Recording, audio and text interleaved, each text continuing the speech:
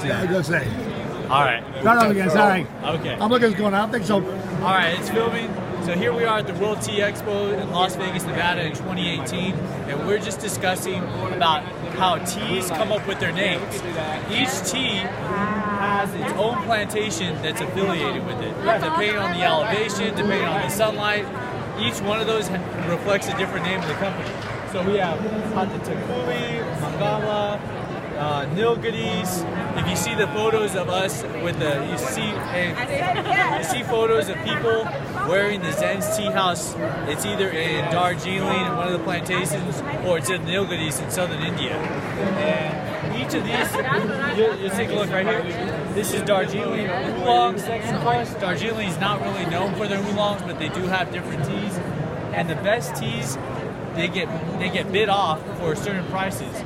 And so don't get caught up on the different names of the teas. Those are just names of estates. The estates fluctuate with every year.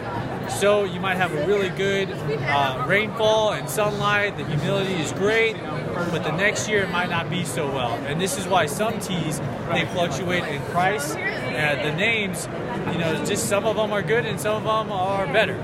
All right? And so thank you very much. If you like more information, you can take a look at our website at www.zenstea.com. You can also find more videos on YouTube. Just Google Zen's Tea House YouTube. Thank you very much. Very good. Well, here is right now. That's just like wine. Exactly. Like wine. Exactly like wine. Right. Sometimes they got a good year, sometimes. Yeah, I didn't get all the way to the bottom there. Oh, I got it. This is all different.